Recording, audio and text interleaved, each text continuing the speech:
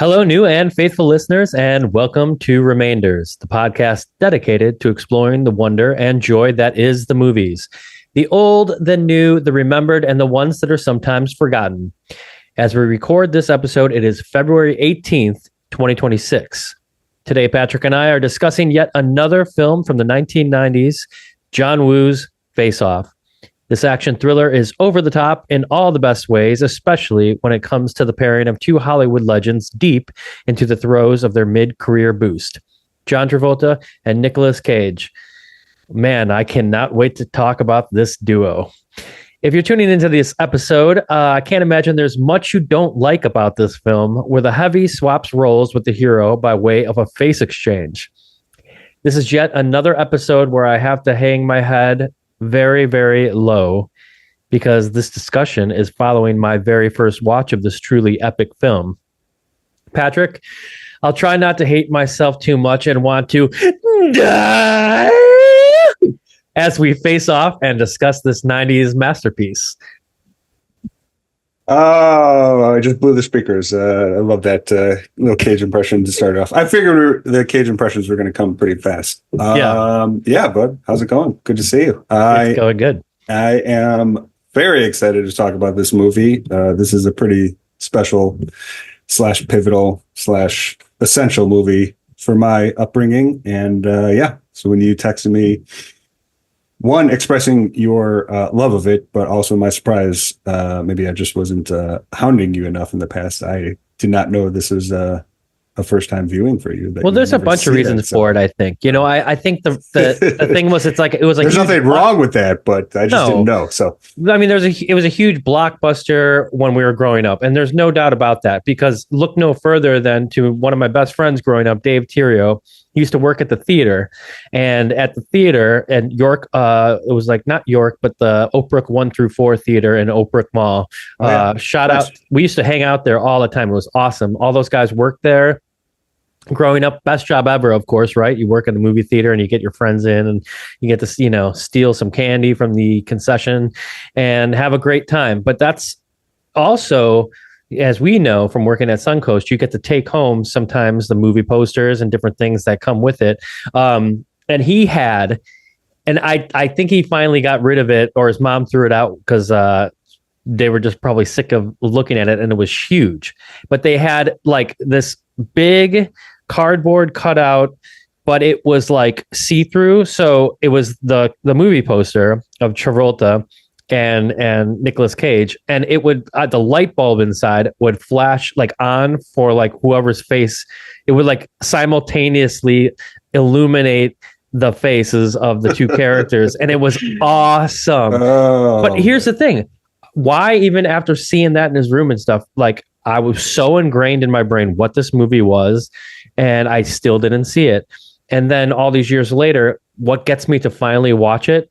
Criterion puts it on the fucking Criterion channel. And of course I'm like, okay, now's the time, right? That was my assumption of why it was time for you, which is totally fine. But yes, sometimes, there are sometimes when, a movie may not seem like right up your alley, but all I got to do is tell Darren, Criterion has something to do with it. And he'll be like, all right, I'll give it a chance this time. Yeah. Oh, it must mean something to the world that if Criterion put it up, right?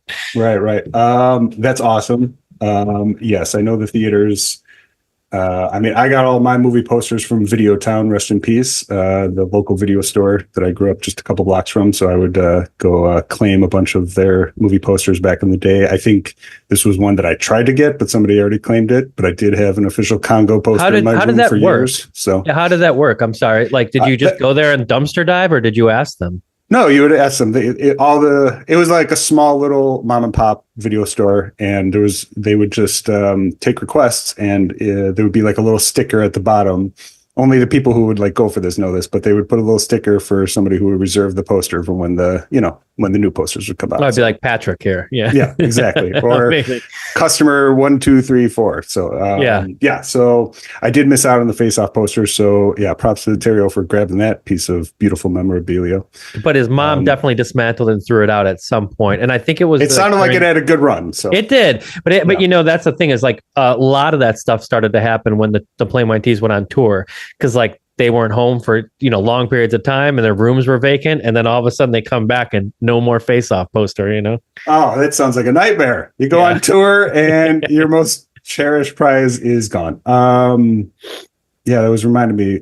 I had actually, that was the AMC at Oak Brook. I got hired at the AMC Yorktown and at Suncoast in the same week.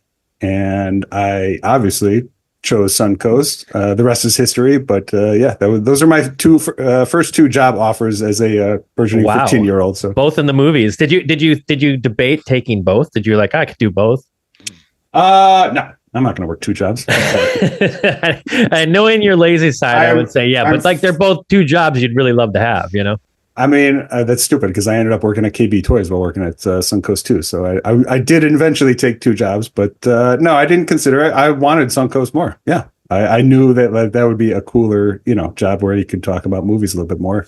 Hence, we're still talking about them to these days. Yeah, so I obviously made the right decision. So for myself, sure at least. So yeah, he sure did. But yeah, Face Off. This was an absolutely pivotal movie for me. So when you did text me, I was more than excited to hear your first initial thoughts on it and your excitement to cover it. So I'm happy that we you seemed genuinely shocked when I texted you that I wanted to do it, and it wasn't, it had nothing to do with it was pure excitement. It was not shock. It was just me being hell yes. Yeah, because you even said, you're like, man, if we were going to do a 100th episode, I was kind of hoping that it would be Face Off or whatever. And I'm like, it was just going to be a suggestion for sure. Yeah, I didn't know that it was something that you were super excited to eventually down the road talk about.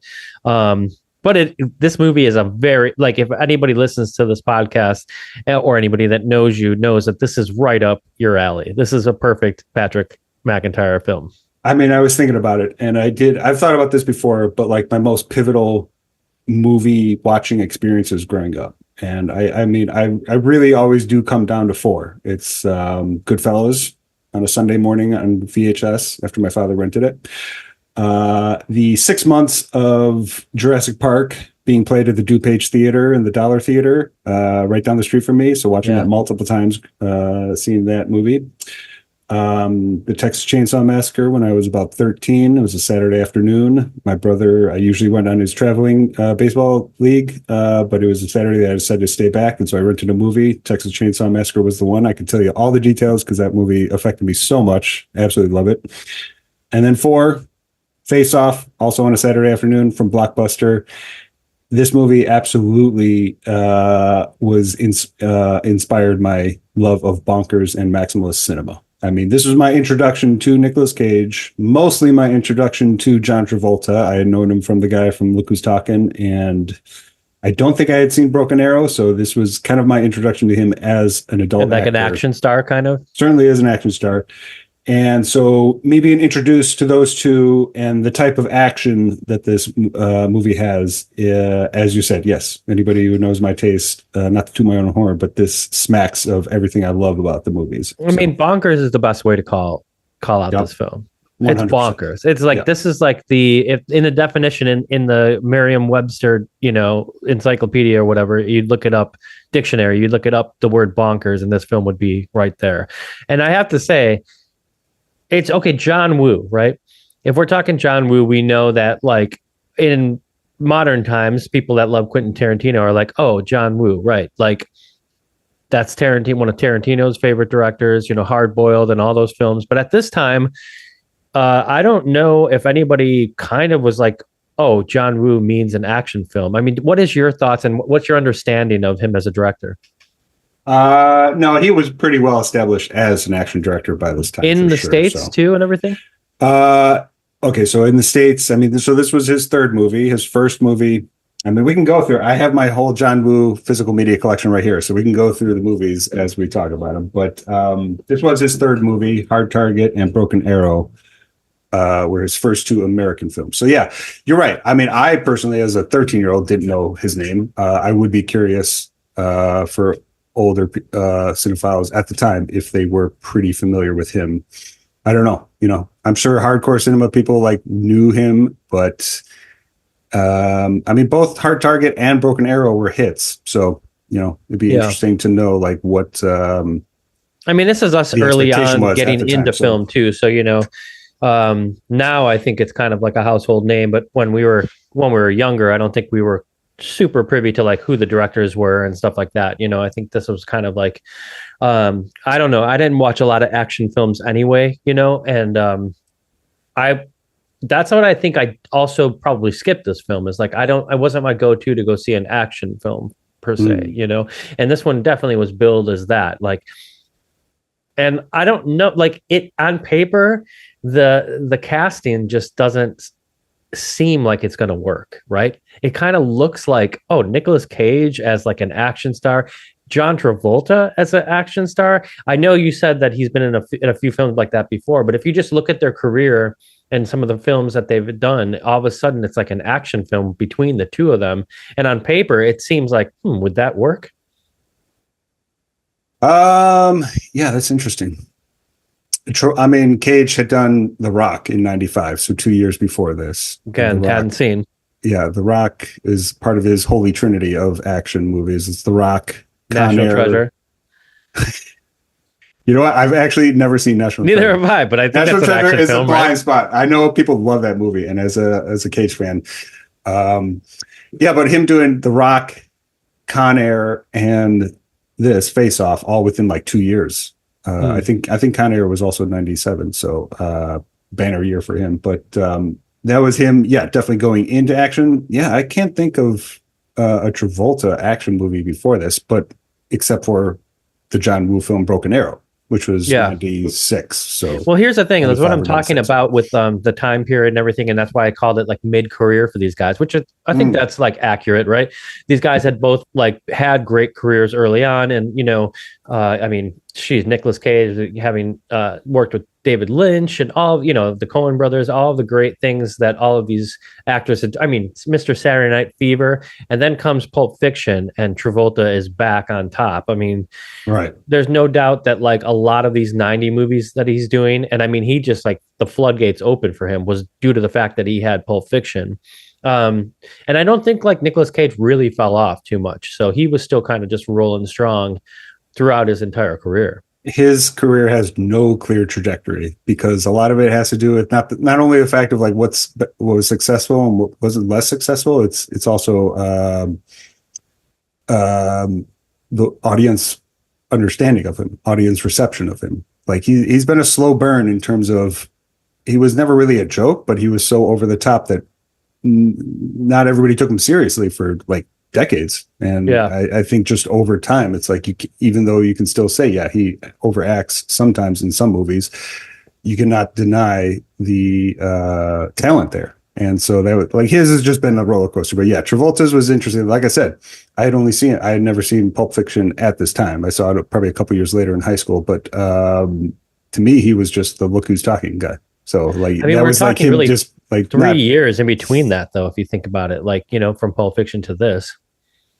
Yeah. And there were plenty of movies that he was doing. There were like mainstream movies like Phenomenon. I know that was a pretty big hit back in I forgot about Phenomenon. Yeah. So it's just making the movies that not necessarily were like standing the test of time, but yeah, he definitely had his mid-career resurgence, as you said. So that was perfectly well put. I mean, I think this movie too also like allows these two actors to kind of be their over the topness, like that's what it taps into more than anything else. Yeah. I mean, the idea of having two of the most charismatic, quote unquote, over the top actors play each other is still a relic what other film has ever even attempted something that chaotic on a mainstream big budget level at that. I mean, that's what makes this movie so unique.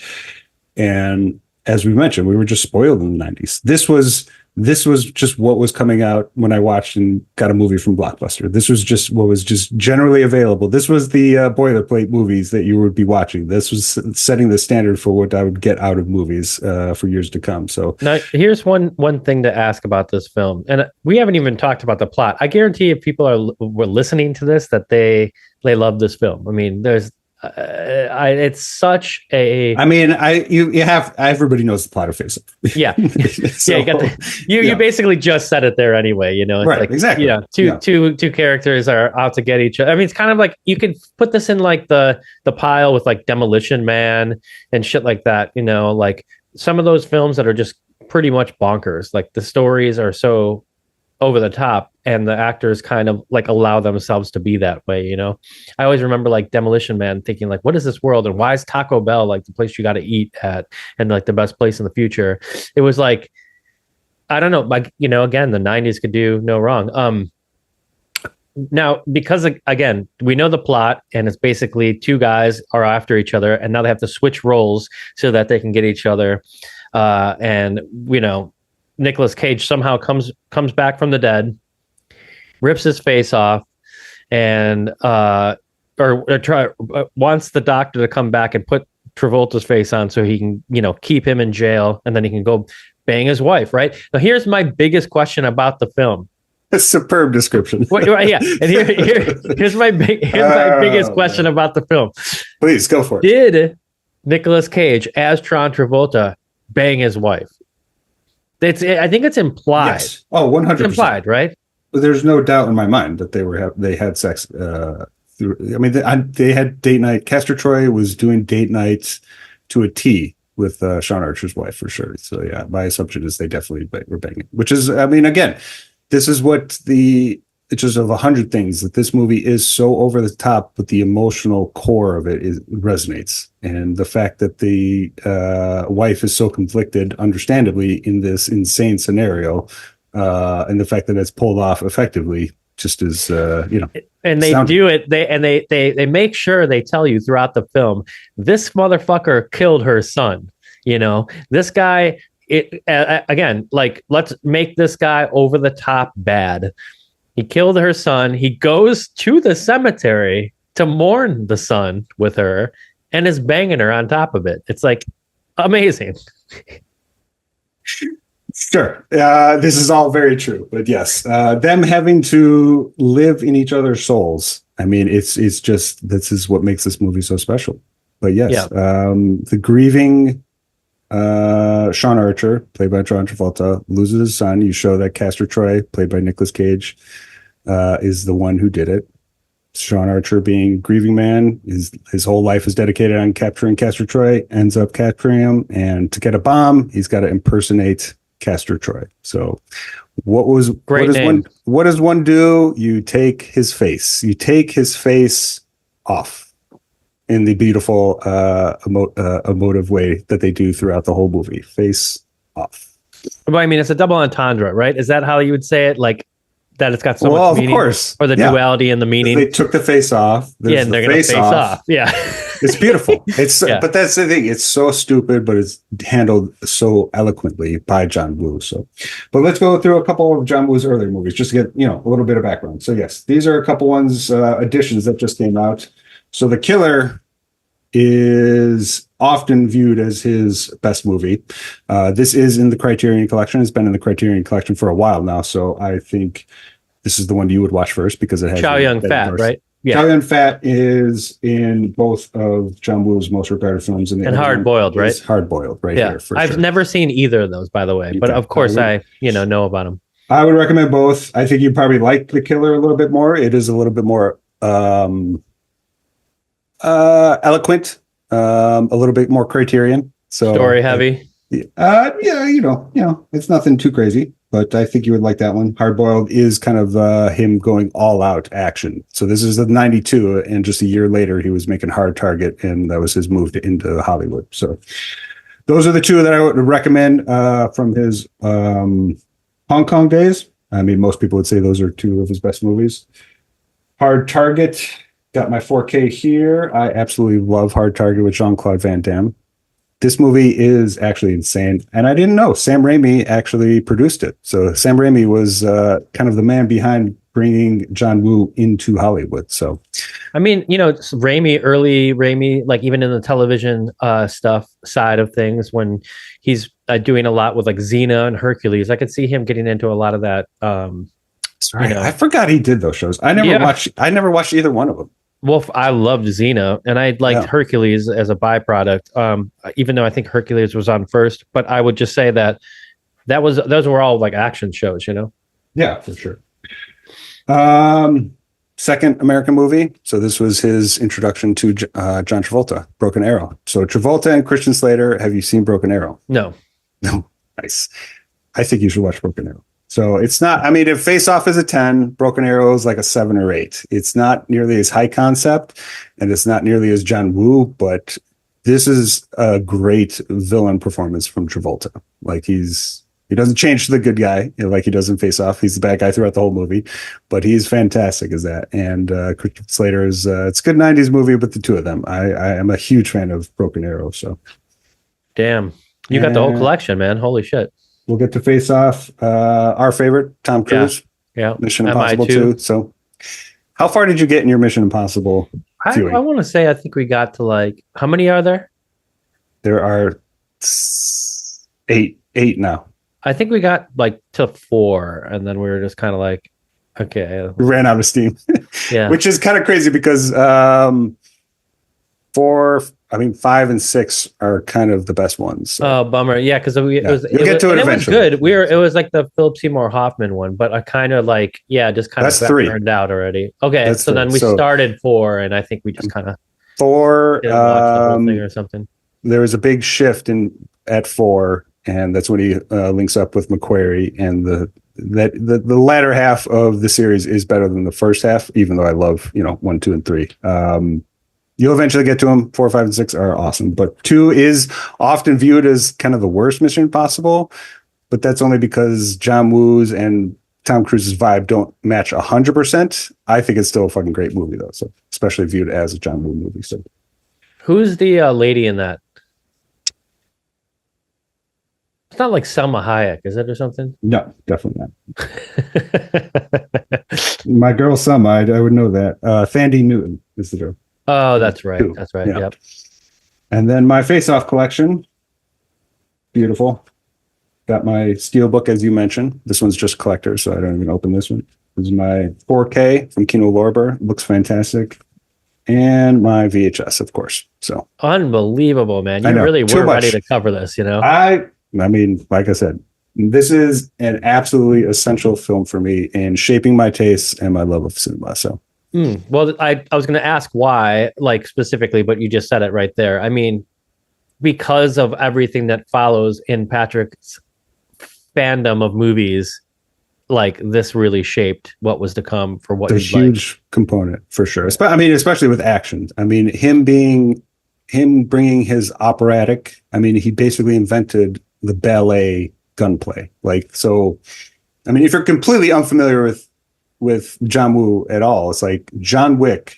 Those movies exist entirely because of like John Woo. And I like that, like ballerina, like the dancing. Yeah, it's absolutely. I mean, his movies are an opera, especially with the emotional component with Face Off, where it is just like mirrored souls, them facing off against each other, no pun intended. But the role playing and the performance swapping, it is very operatic. But then the ballet aspect that he had for years with the gunplay, combine that with the opera music that's throughout this whole movie, which is I think is an underrated component. The score is fantastic. It just captures the tone so perfectly. So let's talk about the other characters that are involved in this. We got Gina Gershon, which is I think a 90s staple for most kind of baddie girls in film. Most people might know her from Showgirls and then a few other films, but she's awesome. Bound as well. Yeah, with Jennifer Tilly. Can't leave out Bound with Jennifer Tilly. No way, so. Okay, so who else we got in this film? Well, all right, yeah, we'll go through it. I'll ask, did you recognize or notice Nick Cassavetes? Yes. Okay, so I read that he was in this, and definitely, like, I think 3 or 4 days prior to watching this, I watched The Notebook with my girlfriend for the first time. She had never seen The Notebook. I was like, by coincidence? No, not like, by coincidence, not like on purpose.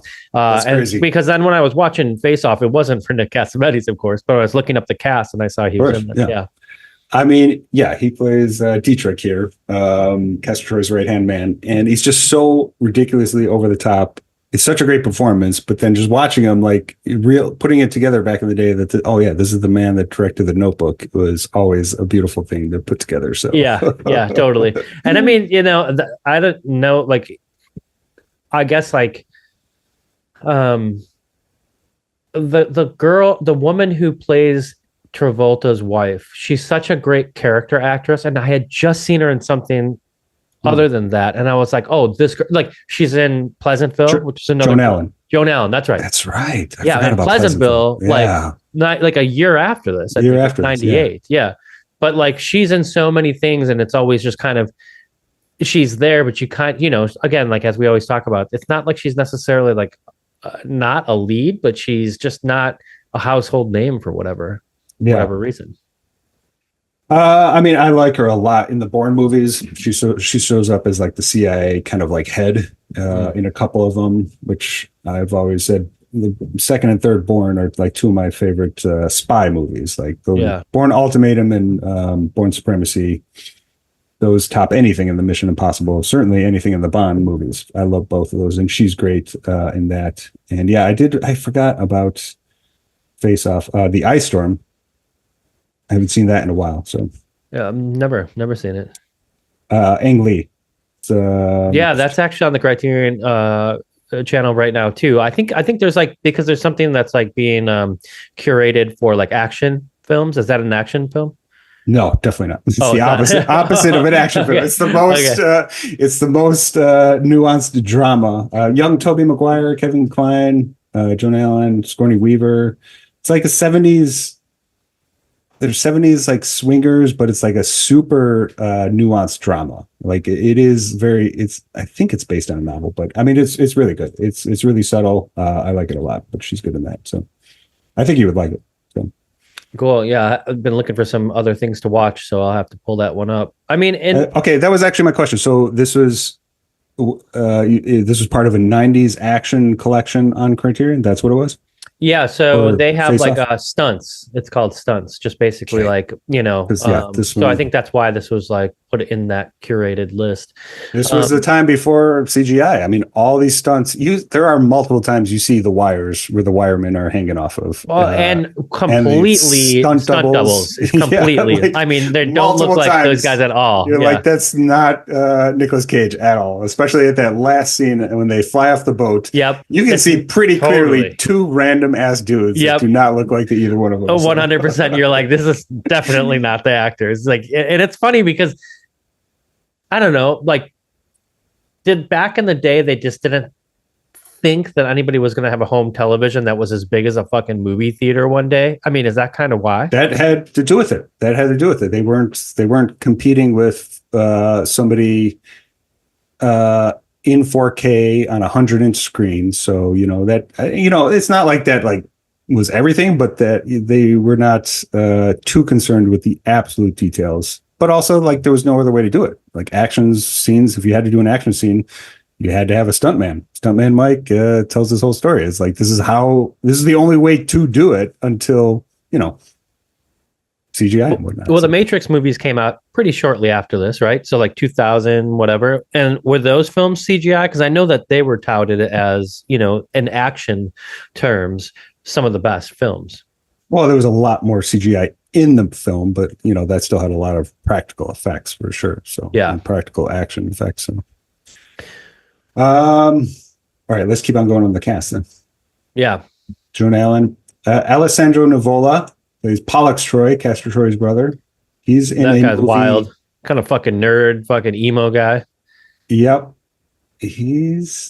what's the movie? He's in a movie with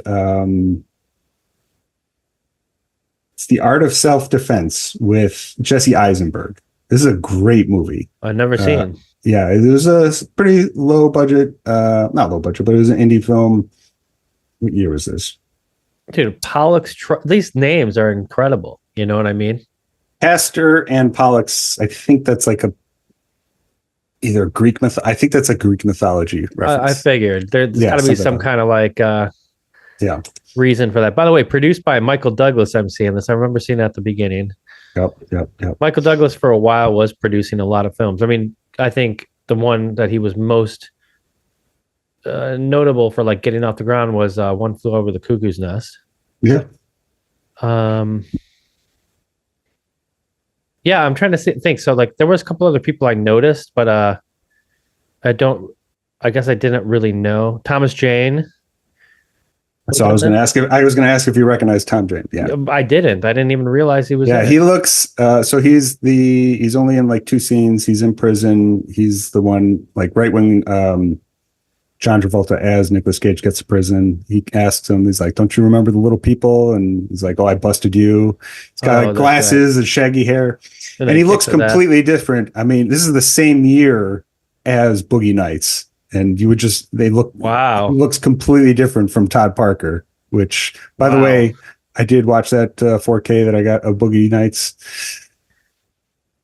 We'll save it, but that movie, I cannot believe I even love that movie more than I did back in the day. So we'll get to it. I just watched it because again, it was like on like the 90s to 70s. I think I told you this last time we talked on Criterion, and I was like, yeah, I'm gonna fucking watch it. I haven't watched it in a while.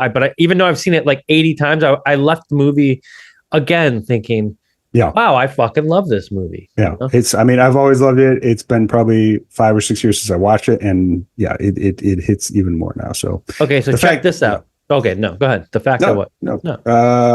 I don't want to geek out too much on it because I want to cover it, but exactly the fact that I considered putting There Would Be Blood as my favorite P.T. Anderson movie is like, there's no way. Boogie Nights is number 1 with a bullet by far. So that's okay. What I was going to say as far as cast for this film, and it stuck out right away, and I was like, I have to look this up because he still looked the same, but at the same time, like I was like, this seems like too early for him. But Danny Masterson as like I was like, very unfortunate role for Danny Masterson. Yeah, totally. For a lot of reasons that have to do with popular culture right now. We'll just say he's a character that sexually assaults a woman, and so it's unfortunate that he had that in his career before going on to do other things. And I was like, really? Like, I had to like look it up, and think, holy shit. But long story short, like there's a lot of great names in this film. I love the fact though that you kind of don't give a shit about anybody except for Travolta and Nicolas Cage. I mean, they are so dynamite in this film that everybody else is just as they're supposed to be supportive. They're just living in their world. Yeah, everybody else is just living in Travolta and Cage's world for sure. But everybody does, there's Harv Presnell. He plays Lazaro. He's from Fargo. John Carroll Lynch, also from Fargo. He's the prison guard. CCH Pounder, which is kind of the craziest name ever. She was the Hollis Miller, the detective. I know her from being Natiri's mother in all of the Avatar movies. She's great in those, so good to see her. Margaret Cho, for some reason, as a police cop. Oh, that's right. Yeah. The kind of an odd casting. Yeah, obviously, probably like trying to get into like Hollywood at that time and just taking whatever she could get. And one of my favorite cameos is Joe Bob Briggs as the executioner. He's got like 2 lines. He's the one who is about to electrocute Nicolas Cage in the prison, and Joe Bob Briggs is just he's still doing the last drive-in on Shudder. And ever since the 90s, being the man, showing me all the best horror movies. He's a godsend. So yeah, I know a lot of horror fans love that guy. I'm reading here with production that they had thought about considering Sylvester Stallone and Arnold Schwarzenegger. That would have been actually pretty awesome. Michael Douglas and Harrison Ford would have been pretty cool too. And Alec Baldwin and Bruce Willis. I mean, these are all, I would see any of those movies, kind of, Yeah. What was the middle one? Harrison Ford and who? Harrison Ford and Michael Douglas. That would have been a much more prestige movie, and the other 2 could have been equally bonkers, but nothing comes close to the perfection that we ended up receiving. So incredible too, reading here that it said Johnny Depp wanted to play Sean Archer but passed on the role after reading the script. He's like, I like the sound of this, but we'll see about the execution. So. And then I'm reading that Werb and Colery, I'm not exactly sure who they are, but it looks like maybe producers have cited writers. Writers have cited White Heat as an influence on the plot, which I can see very much. Have you seen White Heat? I haven't. I saw that listed. I listened to they have a couple commentaries. I haven't listened to them in years on the physical media, and that sounds familiar, like them talking about that. That's the 30s movie? With Cagney? Yes. And it's like I have this great Warner's like gangster set that I bought Yeah. out of at Suncoast when it came out, and that's in there, and Hell yeah. it's terrific. But I can totally see like how they would have done that because it's off the wall as well. Like Cagney's fucking off his ass in that, you know. Hell yeah. I love that. I mean, that's the stuff. Just like music. You know, you want your favorite musicians, you want to know what they're listening to. So your favorite movies, you want to know what the directors and the writers are watching. True. So yeah, that's true. Oh yeah, Castor and Pollux are the twins transformed by the ancient Greek god Zeus into the constellation Gemini. Okay, I was right. Nice. I love that. I love that. I was close enough to Greek mythology or something. Fucking brainiac. Yeah, man. 1997. I mean, this is my favorite movie of all time, so I can't be that smart. So. Oh well, that's true. You've heard it somewhere, huh? Yeah. But 1997, man, I am like blown away every week when we're covering these films and just listening and talking about the 90s. And again, I miss this film up until 2026. I miss this film. What is that? 30 years later? What? We will be on the 30th anniversary next year of Face Off, so we might have to cover it again next year. Just yeah, absolutely. Part two. So. As soon as the 8K version comes out, you know. But yeah, for whatever reason, missing that for that long, and again, as we talked about countless episodes, that just so much going on in the 90s, so many good films. Yeah. So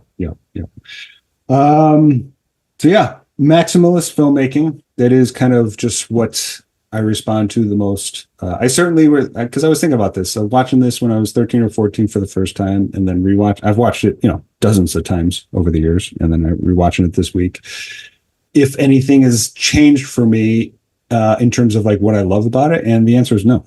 It's like everything that I loved about it as a kid is still kind of my favorite shit now. I will say, it's just more impressive the fact that he was able to pull off the emotional components of the grief that Sean Archer.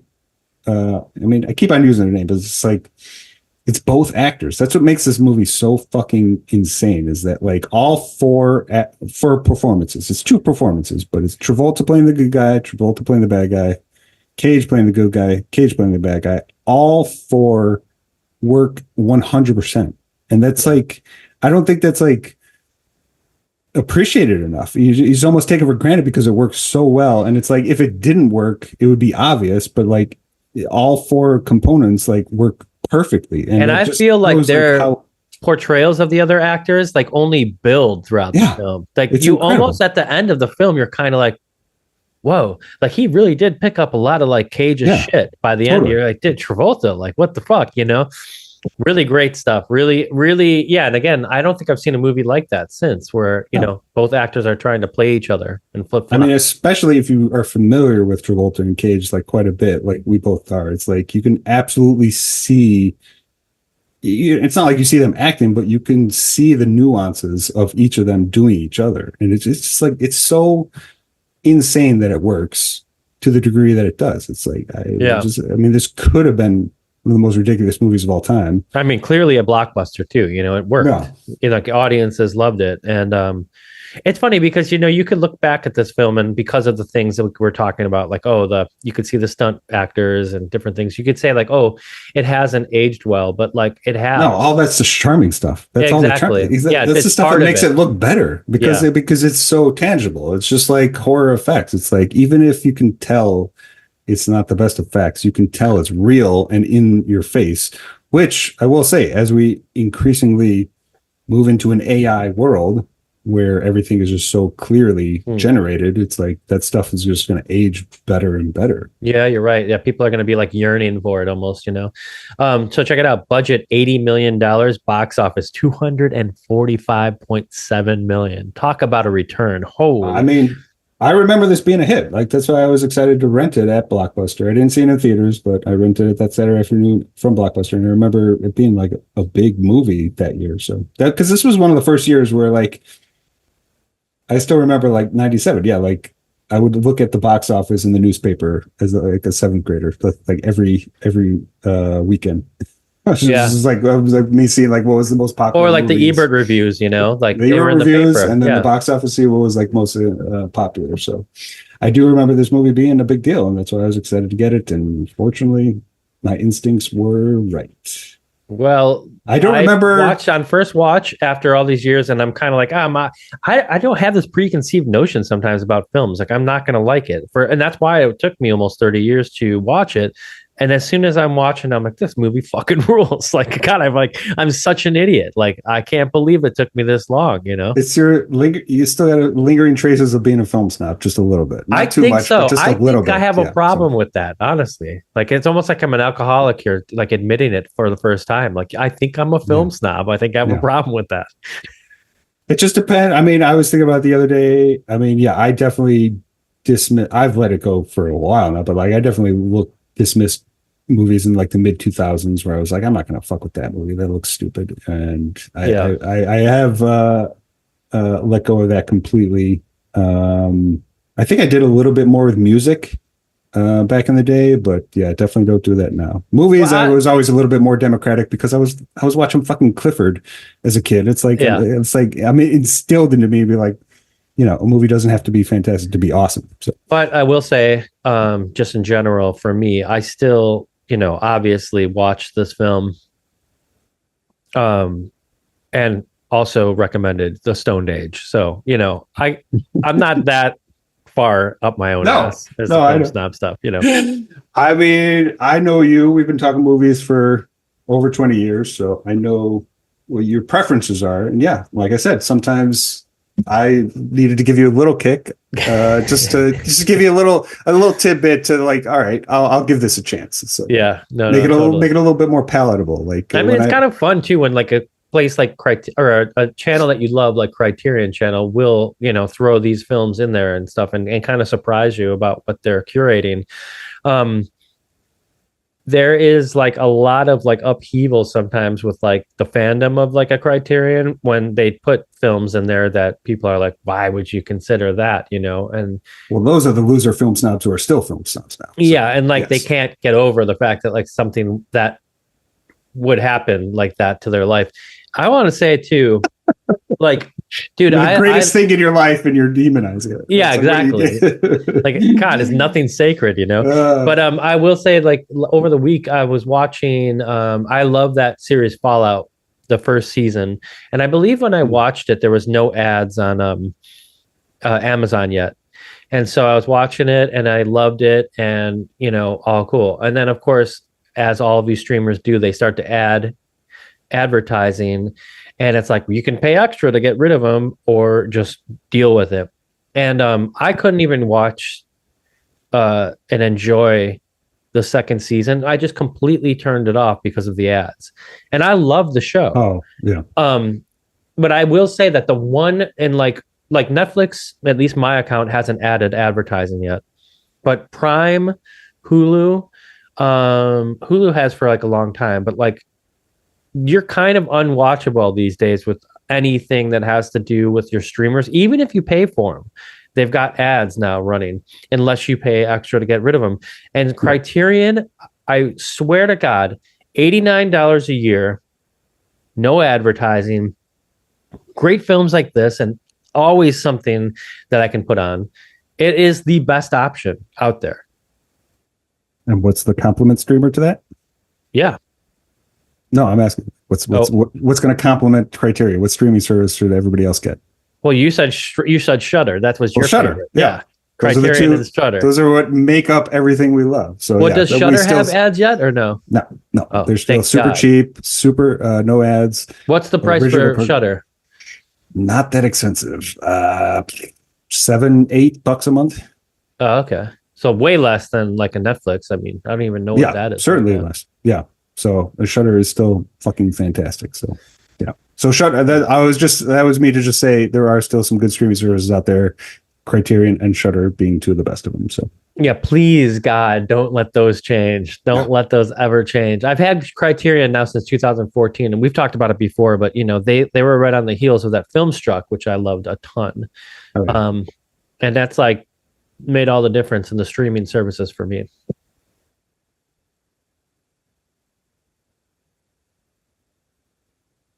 It is an opera, and this is my understanding of opera because of Face Off. So this is my appreciation of opera, and this is just reiterating how much I love this movie as a ballet of emotion and bullets and chaotic acting. So Yeah.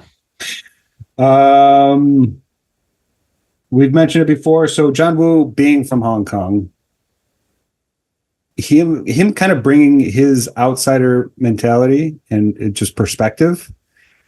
I think we've talked about this. Maybe we mentioned it with like Catherine Bigelow, like her being a female directing movies about like men, Point Break, Hurt Locker, just having kind of an outsider experience almost allows them to like make a more fun and symbolic film. And so like John Woo's understanding of American action cinema brought with Jean-Claude's Hard Target, Broken Arrow, and this, it's like all three of those are like absolutely fantastic American films, but they were made by somebody who only knew American films like growing up and watching them. They didn't grow up in the American culture. So it's like there's something about that, like as an artist with like music and especially movies, just having that outsider perspective is almost like. Well, it's not dissimilar. And here's my snobby film side coming out. It's not dissimilar from Fritz Lang coming to America and making films out here. After all the German expressionism and all the great films that he made, and then we've got a great career in the States as well, and also kind of most of like post-war filmmakers, that went out there and kind of were like, documenting war, and then they came here and they made films. I mean, you're bringing your experiences for something, but what you're trying to say is something that's not so American to American audiences because of their perspective of, who they are and where they're from. But it's not, it's kind of the same thing. And yeah, I kind of love that you can have success as a filmmaker, not from America, and bringing your style and your thoughts and your feelings into what we love as, Americans. Yeah. I mean, so like Hard Target, 93, his first American movie. Like I just rewatched it in preparation for this. It is like a cartoon. Like it is almost on par with like Tango and Cash in terms of being almost a spoof of itself.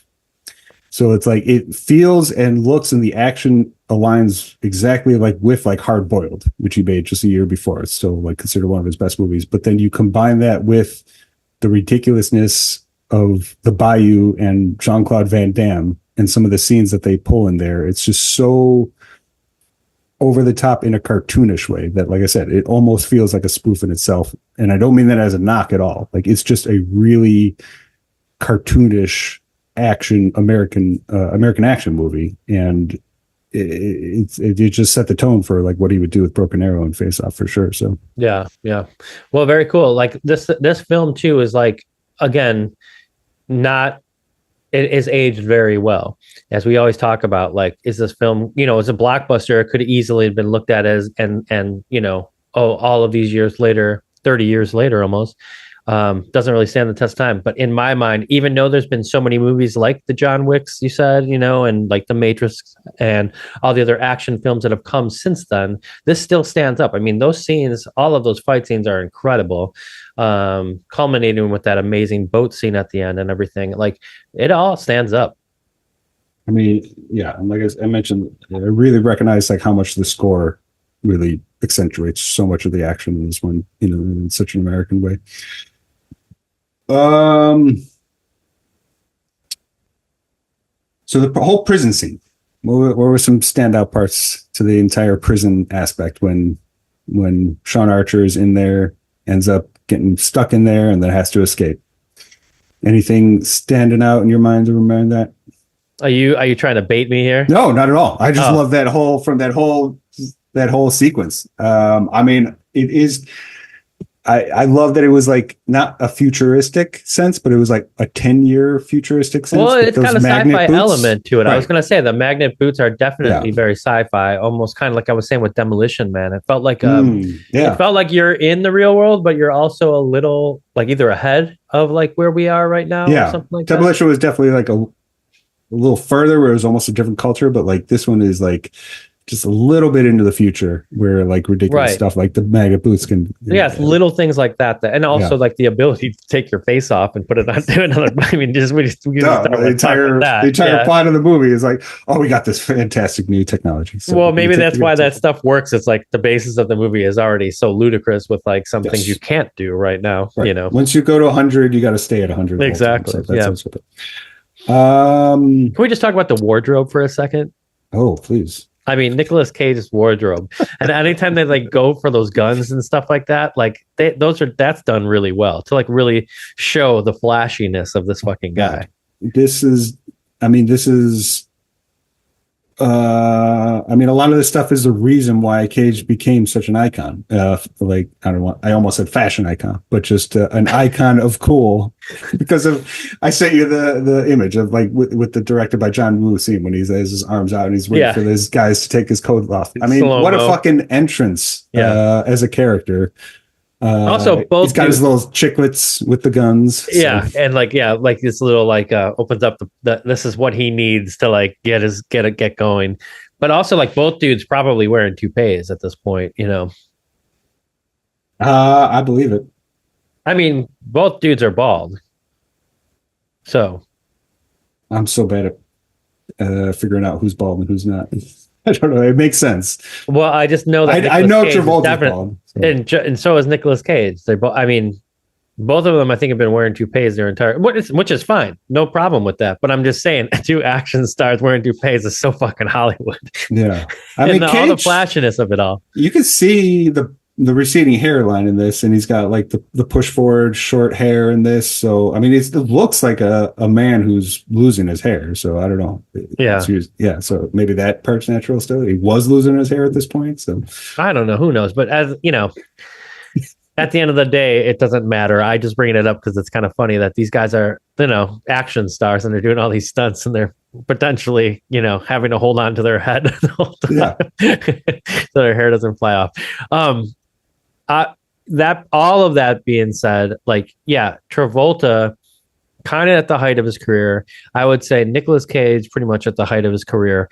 Doing a film like this in the 90s is what we are here for. This is why we do this podcast. I mean, this should have been a 100th episode. This is such a perfect, you know, also like me experiencing this 30 years later is just such a perfect reason for why we do this podcast, you know.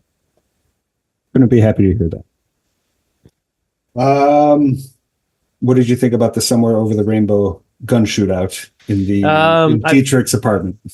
Feel like that only because it's been so done over time, where it's like, who's ever done a scene like that? No, but not that. Okay, but it's kind of like, okay, we got Scorsese, who was like the king of like putting like, you know, 50s kind of pop songs over like very violent scenes. And then also in like times now, people like are ripping off Scorsese for doing that. And then like coming back and seeing this film. Okay, I'm not saying that it's overdone in this film or whatever. I'm just saying at this point for Darren Varel in 2026, I've seen it happens. And so many times, like even like, you know, Stuck in the Middle with fucking Reservoir Dogs and stuff like that. You know, it's like, it's almost like pairing like the danger and like the violence and stuff like that with something that's quite the opposite, you know, as far as the song goes. And so that's the only reason why it was hard to gel, because I've seen it so many times since this film has been out. But at the time, if I had seen it, you know, in 97, I would have loved it. Does that make sense?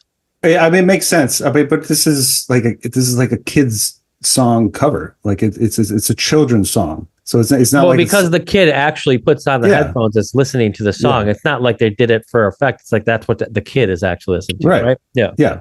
I just mean like this. It's not like some cool song to make the violence look cool. It's like it's a children's song to contrast the violence not with being cool, but with innocence, which is fair enough. I guess I didn't see it that way. Yeah, that's fair. But like that's like just. That goes back through John Woo's career. It's like he's always contrasting the violence with innocence when you look at a lot of his Hong Kong movies. It was always about contrasting that. And so that scene has always stuck out with me because it's like the most distilled version of it. You're literally watching the slow gunplay with Somewhere Over the Rainbow, which is not like a fun, cool pop song. It's like a children's song from a children's movie. So it's like very... So yeah, I get what you're saying for sure. It's just not, I didn't realize like not that like a Scorsese trying to make it look cool or anything. Yeah, I didn't kind of realize the kid portion of it, and of course the juxtaposition of this insane stuff with like the innocence of a child. Plus, you've got the whole storyline of Travolta's character Sean and the son that he lost because of Nicolas Cage's character. Yeah, so he ends up finding out that this Gina Gershon's child is actually Castor Troy's son. He learns it. Well, Castor Troy never learns it. Sean Archer, Travolta, as Cage learns it. And it just leads to kind of the most insane aspect of this movie, which is replacing his dead son with Castor Troy's son. That's true. It is. It's fucking ridiculous that's where the plot went, and yet it still works. Like you said, like the tenderness at the end, it's like, okay, here comes Travolta. He's completely got his face back, and here he comes in the door with the other guy's kid. With the son of the man who murdered her child. Yeah. It's like, here's his son. And it's like the way it's done so quickly. He like the daughter and the boy are right there, and he just gives her like, yeah, can we do it? And she's just like, yeah, sure, why not? Yeah, that's cool. Yeah. Oh yeah, this makes sense. It is so stupid and ridiculous, but somehow it just is always worked for me. Like, very helpful that Joan Allen, ridiculous way. So I was going to say very helpful that Joan Allen happens to be a doctor who can test the blood to make sure it's, Travolta is telling the truth, that it's not. And the screenwriters knew what they were doing. So yeah, every time you think you foiled this film, they figure it out and cross the T's and dot the I's. That's for sure. Gotcha, bitch. Oh boy. Well, listen, I don't know if you have anything else to say, but I mean, I feel like we could probably talk about this film for days. I mean, we can fast track it. Bullet points. The actual face off in the mirror when they're talking to each other back to back, and then they turn around and face each other, and so they're actually pointing the gun at the mirror image of each other. It's such an obvious fact that they would do that, and yet it still looks so good when they do it. Like, I just love it. It's so beautiful. When she takes off to test that blood, and Travolta is suspicious of her, so he goes in to try to catch her, and she's just doing her work, and he says, lies, distrust, mixed messages. This is turning into a real marriage. That's great. A great line. Travolta just really keeping that Castor Troy charm. And love when he comes in there, and it's like it's like the kid, and he's like basically like, Carrie, you want a cigarette? And he's kind of like hitting on her in a way. It's like, Jesus Christ. Yeah. There's some really ridiculous and awkward dynamics with him and the daughter. Gives her the knife though, which she ends up using on him, which is a beautiful twist. Yep, like that's true.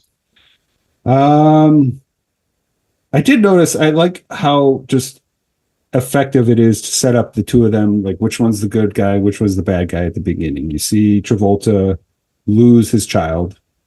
You see Cage obviously shoot the child, but then also like when he's on the plane and he's got the woman, the police detective hostage, and he shoots her. It's just like within 5 minutes, it's so clear like which one's good, which one's bad. And I'm not saying that's like super, complicated to do, but it is just so effective in terms of like setting that up and then watching it cross throughout the rest of the movie. Oh man, and like, I love that scene. It's so effective that you just take it for granted. It's just like it's very clear for the audience of like who's who, who's good, who's bad, and then like how they're just going to intermix the rest of the movies. I was going to say, I love that scene where he's like, one of yours, and then throws the woman off the plane. I could eat a peach for hours. Yeah. We talked about the magnet boots, the fact that Travolta says to his brother, think about me, this nose, this hair, this ridiculous chin. That's great. Getting Travolta to say that is a beautiful thing. So playing up like what the things that basically people know him for, Yep. And And as I've mentioned, the three movies up until this point, the three American movies, this is the first one, and this is why it's his best one. This is the one, from what I understand, that John Woo had complete like creative control. Mm-hmm. So like Hard Target and Broken Arrow, he definitely didn't have nearly as much control. I'm not saying like he was just a hired hand or hired director. He still got to like implement his style, but like from what I understand, like, and he's talked about it, like Face Off, he had more control than he ever had while working in America. And it's, obviously the rest is history. It turns out one of his best movies is where he had the most control. So, and you can see it like looking in his filmography. So awesome. It's a beautiful thing, isn't it? Yeah. I mean, especially when it's as successful as it is, Yeah. So I would put this in my top 4 action movies of all time: Terminator 2, Aliens, Mad Max Fury Road, and Face Off. Wow. I think it's pretty comfortable with those being my top 4 action movies of all time. Original Mad Max is in that stunts collection as well. Oh, I've been meaning to watch. Yeah. It's beautiful. I mean, the Fury Road deserved to be in that too. Yeah, but I don't think they had the rights to that probably, but they had the rights to the original. I haven't seen the original in a while. The fact that George Miller kept actual stunts in that movie in 2015. Yeah, he could have gone in another direction. It's just a testament to him. What a great movie that is. So. Oh yeah, we've covered that. That was 2 years ago now. I don't know. Time flies when you're having fun. I don't know. Covered it, and I think we're ready to cover. Sometimes I look back and I'm like, was that long ago? We covered that. It's like, holy shit. But yeah, I mean, this is episode 90 today. 90. Wow, that is crazy. I know. Sometimes I'll say some of the. I'm just watching the evolution of my beard and hair. It just changes every fucking episode. I can't. Well, for a while there, it was just this long fucking beard. I looked at a couple old episodes and I was blown away at how long my beard was at some of those. Like, I looked like a crazy person. So, I mean, I still liked it, but yeah, it's blowing my mind. I mean, you were comfortable at that time. I love it. I get the beard stash today. I like it. I know. I got the, like Castor Troy at the beginning of the movie in black and white. He's got a great mustache. Nicolas Cage and his mustache. And so I'm digging the beard stash lately. It feels good. I think it's, it makes sense, for how much you love Kurt Russell. It just makes sense that way too. So Henry Cavill, I like his beard stash in Mission Impossible 6. That's the apex of beard stashes. Oh, so we'll have to watch it just for once that. Once you get to that, Cavill kicks ass in that, and his beard stash is amazing. That's kind of the if you. I mean, Thomas Jane. Just speaking of Thomas Jane, he has a great one in fucking Boogie Nights as well, right? Todd Parker. I know, but that's the thing. This was like I went on a big Tom Jane kick because of putting him all together with these movies. He kept on showing up in movies, and he was always so awesome. Yeah, Punisher. He was the first Punisher.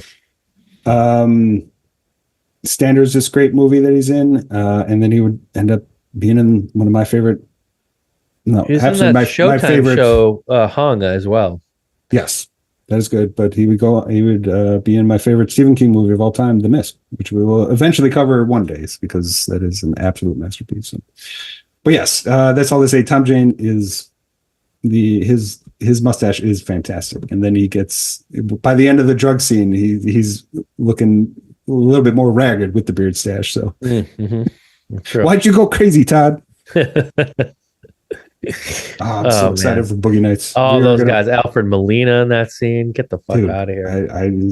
We are gonna tear that one apart for sure. So, okay, that's all the major stuff that I wanted to gush about. I think I've made it clear that this is one of my favorite movies, but also, like I said, it is a defining movie just in terms of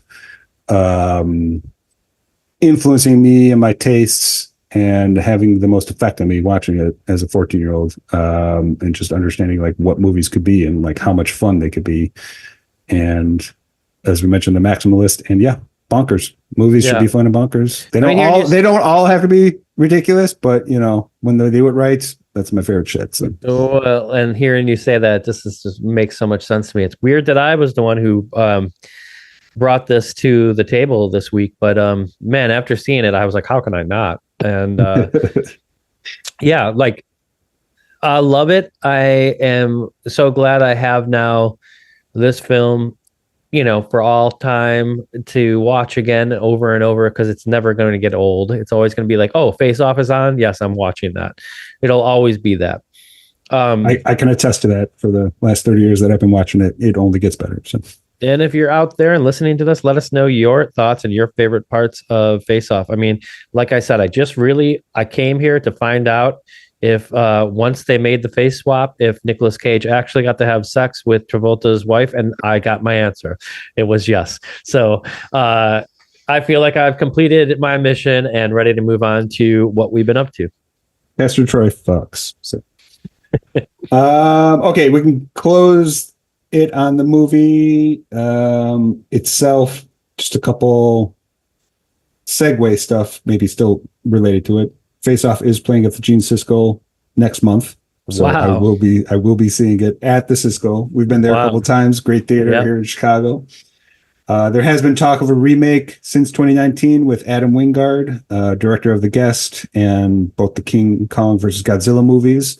So I think he might not be attached anymore, but there has been talks about the sequel for a while now. I didn't come up with this, but I think the best idea for a sequel is to just recast Travolta and Cage, but you just switch their roles. How I'm into it, fucking amazing would that be? Oh, dude, if they really want a blockbuster on their hands again, they should do that. It would be like printing money, especially in this environment where we're so devoid of crazy great movies like this. I think that would just be a win. One of Woo's next movie is Gambino with John Cage. I only heard about this just recently this week by just Googling John Woo. So Cage will be in John Woo's next movie. So I don't know anything about it, but I feel like Cage is on like his 7th or 8th act as an actor. Like he's in and out and in and out. And like lately he's just fucking in. I mean, he's always been in, but there was a time when he was making a lot of movies that like were just kind of going to the wayside. Now I feel like he's back to like working with bigger directors, not just bigger directors, but also like up and coming, like smart directors that people like really want to be in, like movies that they really want to be in. It's always like Nicolas Cage got there first, like we've covered Mandy, fucking amazing, Yeah.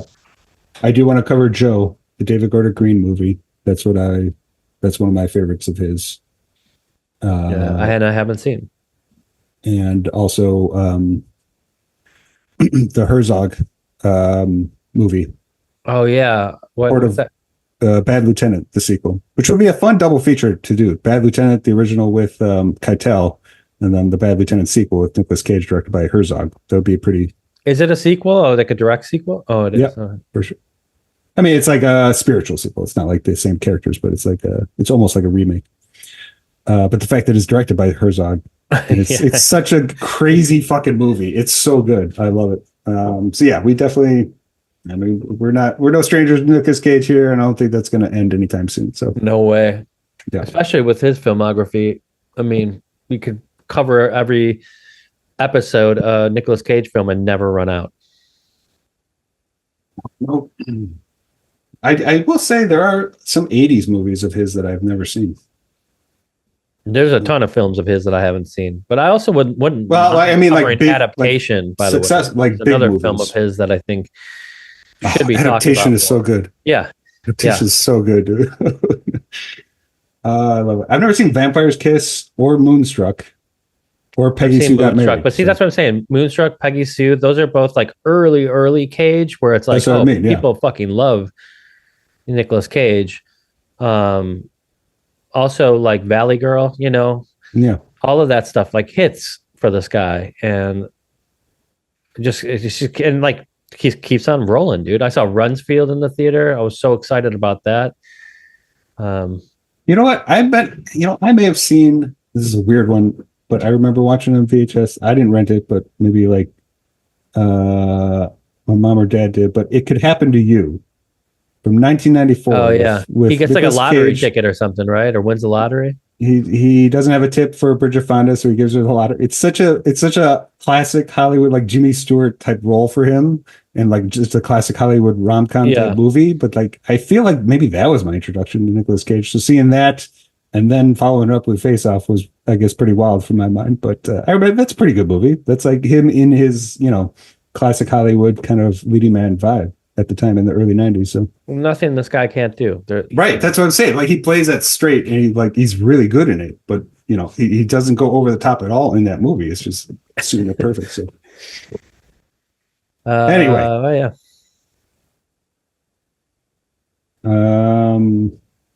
Robert Duvall this week. We didn't start out like that, did we? No, not that I'm not. You don't want to start out on a bummer. You want to start on a high note and then move into the obituaries. I usually do like to give tribute at the beginning. The obituaries are going to, unfortunately, keep on coming for the next 10, 15 years. That's what a lot of people are realizing, how many legends we're going to lose in the next 10, 20 years of Titans of Hollywood. So Falling Down was definitely my introduction and kind of like what I still think of with Robert Duvall, because I love that movie so much. That was another kind of a hard-hitting movie when I saw that on HBO as a kid. Pretty that's a movie that will make you realize the world's a lot crazier than you thought. So, and he's great in that. And yeah, I mean, he was 95 though. He had a good run. So yeah, 95 years old. Tom Hagen, Tom, can you get me off the hook? Abe Vigoda's great line in The Godfather. When's the last time you've seen Godfather? It's been a while for me. I rewatched 1 and 2 maybe 5 years ago.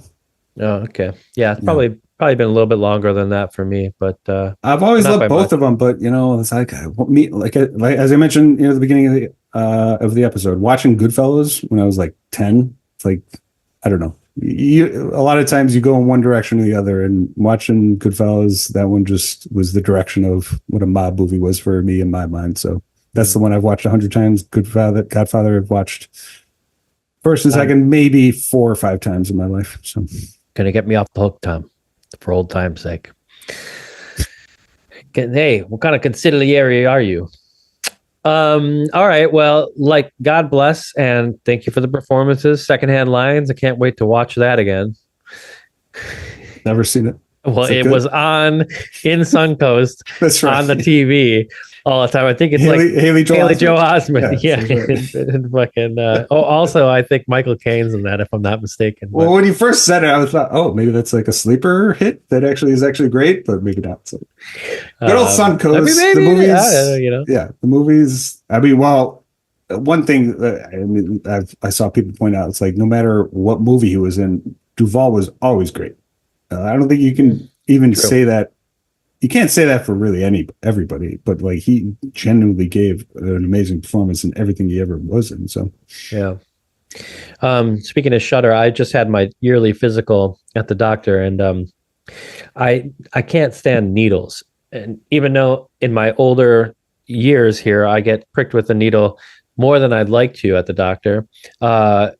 For whatever reason, I can't look at it. I can't stand it. I hate that shit. And so I always tell the doctor when they're about to do it, I'm like, I'm not going to look, And then the guy yesterday was like, what's with all you guys? Like you middle-aged men can't look. Use guys. Yeah, use guys. Why can't you look at it? He's like, I got kids in here all the time, and they're just looking. They're like, hey, can I watch? Like they want to watch, and I'm like, I don't know what's wrong with them. Maybe it's the internet. But then he's like, well, do you like horror movies? I was like, I fucking love horror movies. He's like, well, what's wrong with you? I'm like, I like watching that shit because it's like a fantasy world, and it's like, something that I'm not a part of. I'm a part of this. Like you're sticking a needle in my goddamn arm. But yeah, anyway. It is true. I love horror movies just like you do, and I can't stand seeing the sight of blood or putting a needle in my arm. Yeah, it's never bothered me. I mean, as an adult, I've been blessed with extremely good health. As a child, I had a couple of health scares, one of which involved like 6 months of like shots. So so I got inundated by the time I was 9 for like a year with like extreme like I feel like you get pricked shots a every lot when day, you're so. a kid, though. Either way, like you got all those like immunizations that happen True. and come up and all that stuff. Yeah. Anyway, What's with you guys in these needles? yeah, this is what I've been up to, going to the doctor. Nice. But other than that, watching a lot of movies when I can, and yeah, just kind of like busy over here. I think I mentioned last week I got that Dropkick Murphys thing coming up. They haven't announced it yet, but I did a guitar for them, and then also a painting. And behind me, which is hard to see, I got a new piece that I'm doing for this like United States of Art thing that we're doing here in Los Angeles, and I have one more that I've got to do for that. And then I've got 3 new guitars I'm doing with punk rock and paintbrushes for some shows that I can't really talk about just yet. Yeah, it's been keeping me really busy, which is awesome. But at the same time, I feel like I've had no time to do any other like work. I guess the one thing, but I did this, we started in September of last year, doing the new food boxes, for sandwiches and stuff for Fry the Coop. I just finished, or they just finally got those in and they're now in production, or not production, but they're being in use. And so a lot of friends are like sending me the boxes with my art on it. They're really cool. So if you go to Fry the Coop and you get a sandwich, like the box art is brand new, and that's something that I did. So kind of been just working, keeping my head down, enjoying my life, hopefully stay healthy, and watch more and more movies with Nicolas Cage and John Travolta. Well, you can't ever go wrong with that strategy. So, I watched, for the first time, Hellraiser 1 through 4. I had never seen any of them. Do you love them? They were Clive Barker, right? That's Clive Barker. Yeah. Yep. And I get why they weren't like the most popular of the franchise, but I certainly understand the rabid fan base that they have. Like, there's a sadomasochistic sexual tone to that horror in those movies. It's been a while since I've seen them, and I probably wouldn't have picked up on that when I did see them. Like, the first one basically involves a woman being haunted by her husband's brother and having fantasies for him and becoming his sex slave, and thus feeding all the people to the Cenobites. So it's like from the very start, it had like a sexual undertone of like combining sex and violence. Mm-hmm. Like, pain and pleasure is just really what they like lean into, and they obviously goes like way over the top with some of the later ones. But yeah, like I get why there's a bunch of freaks that really love those movies, and I'm using freaks lovingly. I just mean like just in like combining their pain and pleasure. Yeah. So.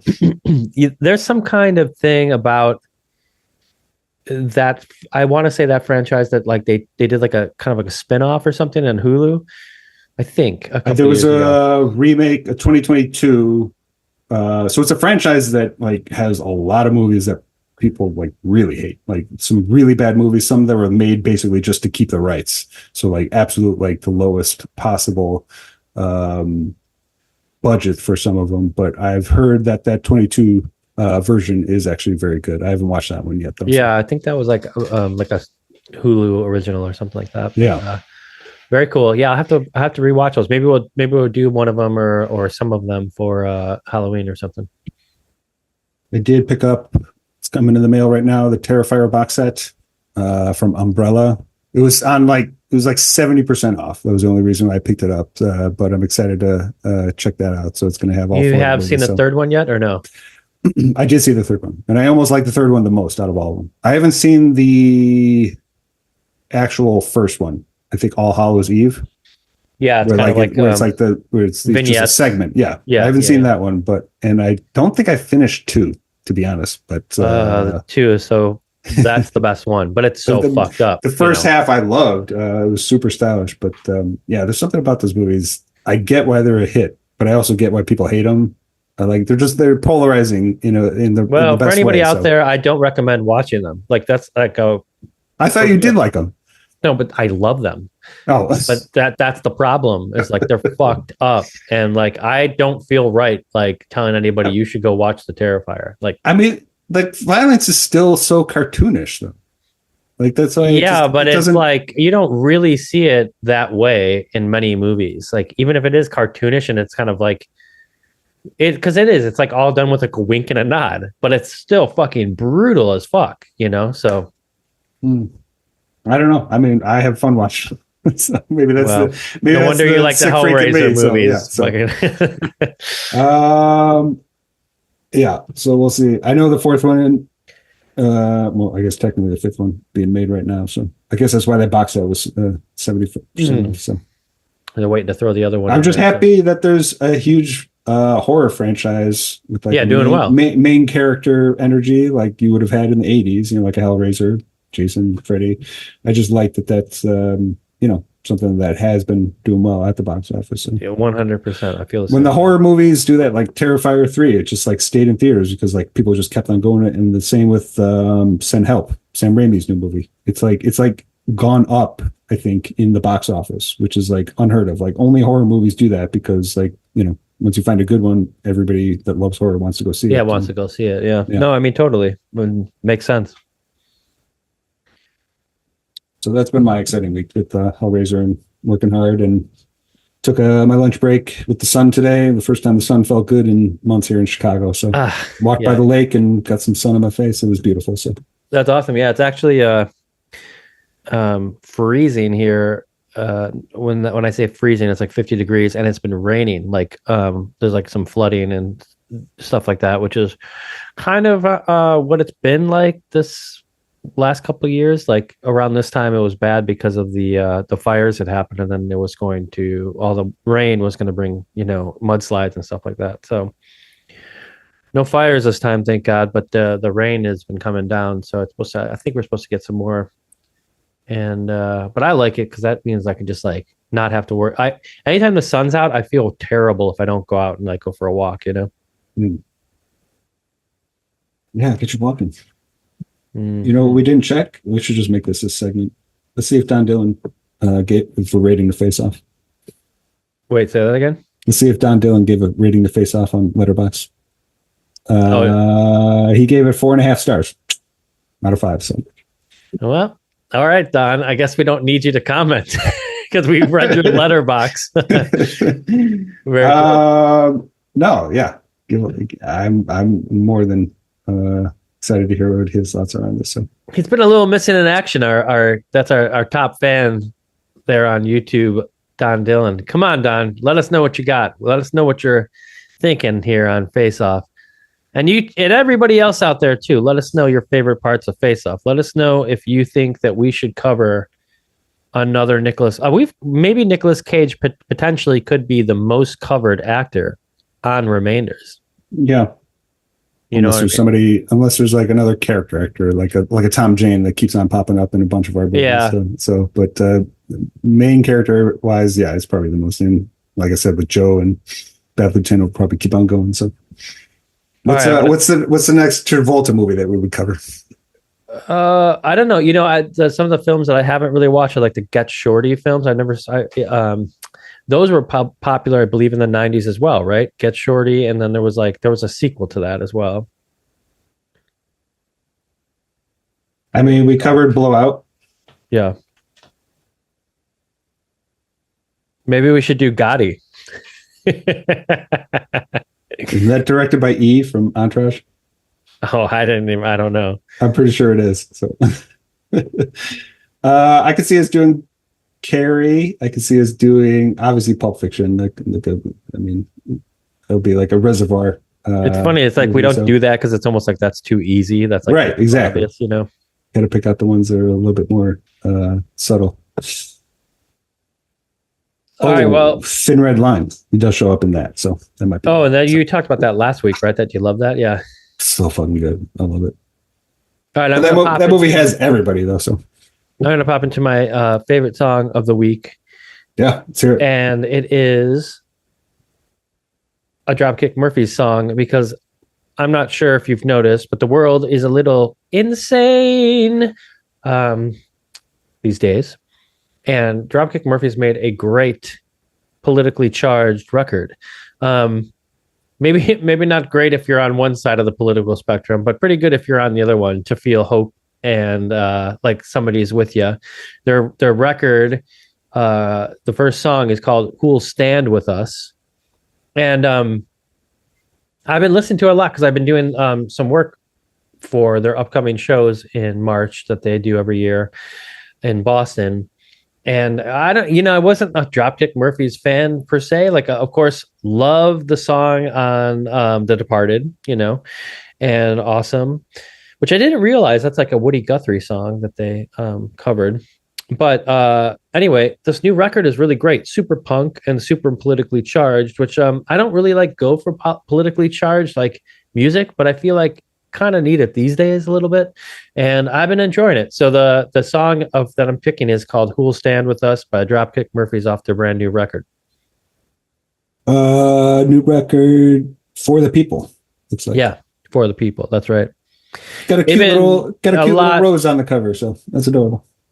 Yeah, well, you're as an Irishman, I imagine you like the Dropkick Murphys. Yeah, they're all right. No, they're good. Are you like do you like that kind of music? I mean, it's very like culturally, Yeah, it's a band I've listened to pretty much every one of their albums at some point, but not a lot of re-listens. So gotcha. Yeah. I like my potatoes, but I'm not always the typical Irishman, Darren. So okay, well, all right. Who am I to say anything about that? I'm Polish. So. We love stereotypes here. So I like my Irish stereotypical vibes. So.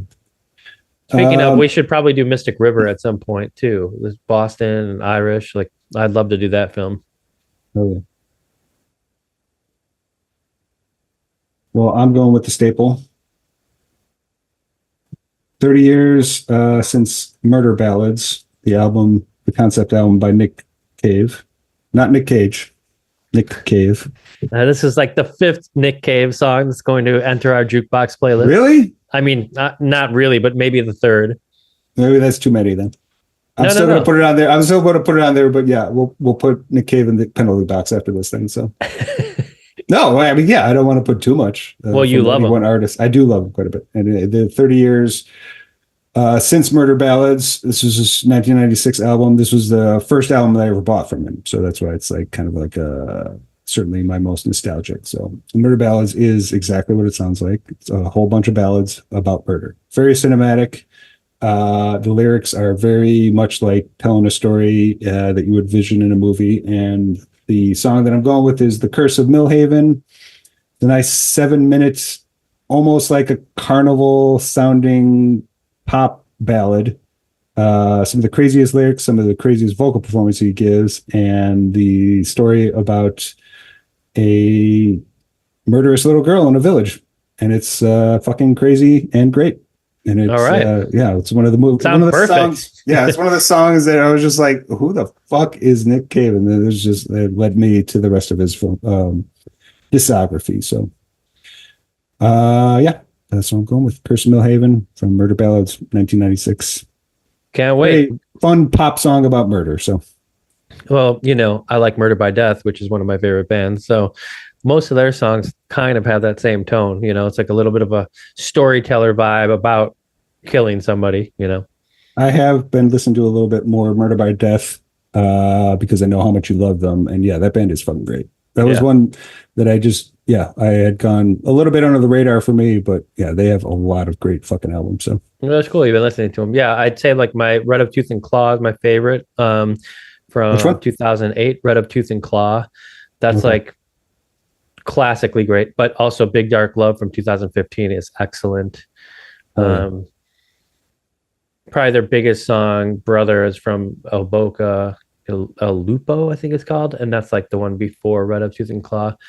2008's record, 18's record that they put out was really good too. Like, they got a lot of good stuff. It's they're playing now every once a year. They just do a Cave show every year. They retired from the road. So yeah, it's awesome. Okay, well, before we sign off, I want to make sure that you have a great week ahead, 2 weeks ahead before we do our next one, and that you don't go ahead and die.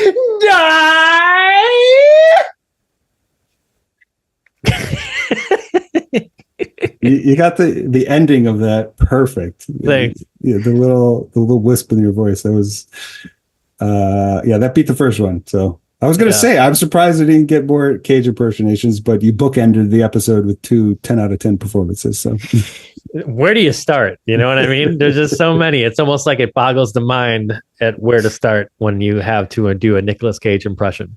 Yeah, but one thing we've learned is the best ones come from this movie. So that's true.